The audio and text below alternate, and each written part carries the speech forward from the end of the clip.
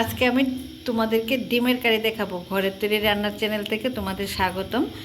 তোমরা দেখতে পাচ্ছ তো, আমি ডিমটা সিদ্ধ করে একটু হলুদ মেখে নিয়েছি। আমি কড়াইতে তেল দিলাম, এখন ডিমটা ভেজে নেব। মধ্যে ডিমটা দিচ্ছি।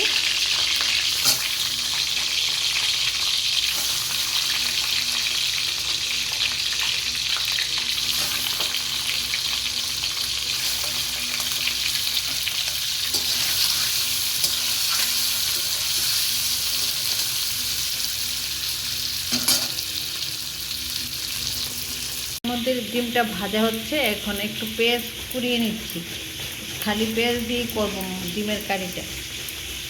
দেখো, আমি এতটুকু পেঁয়াজ কুড়িয়ে নিলাম। এবার কাঁচা লঙ্কা বাটা দেব, আদা বাটা, রসুন বাটা। দেখো, আমার ডিমটা ভাজা হয়ে যাচ্ছে।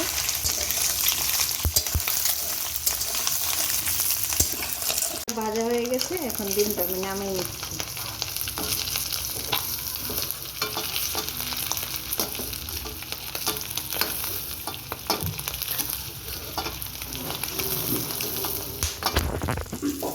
এবার ডিমের কারিটা রান্না আরম্ভ করছি।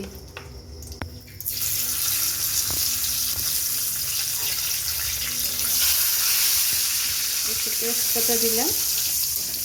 তেজপাতাটা একটু লালচে হয়ে গেলে তারপরে পেঁয়াজ বাটা, লঙ্কা বাটা, হলুদ গুঁড়ো, আদা রসুন বাটা সব দিয়ে দেব।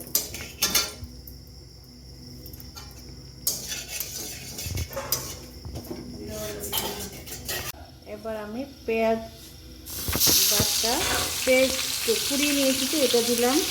রসুন দিয়েছি, একসঙ্গে দিয়ে দিলাম। এটা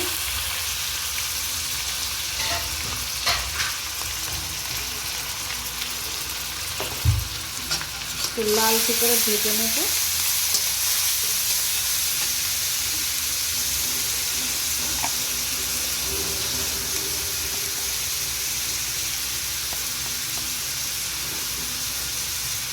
হলুদ গুঁড়ো দিয়ে দিলাম একটু কালারের জন্য।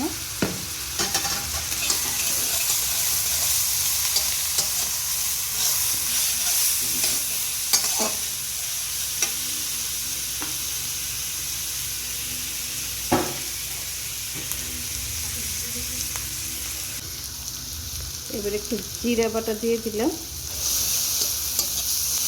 লঙ্কা বাটাও দিয়ে দিচ্ছি।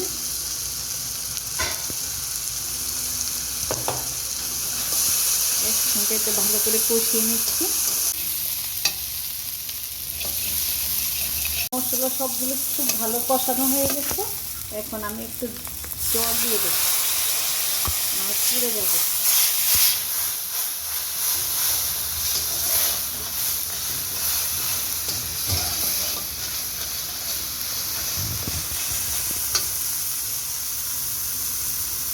ডিমের কারিতে বেশি ঝোল দেওয়া যায় না, তখন আমি ঝোলটা অল্পই দিলাম।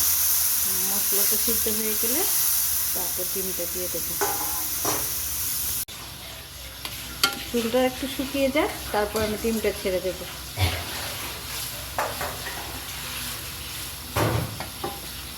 ডিমের কারি একদম রেডি হয়ে গেছে। তোমরা আমার ডিমের কারি দেখে কেমন লাগছে আমি জানি না, তবে তোমরা আমাকে একটা লাইক করবে, শেয়ার করবে, কমেন্ট করবে, সাবস্ক্রাইব করবে।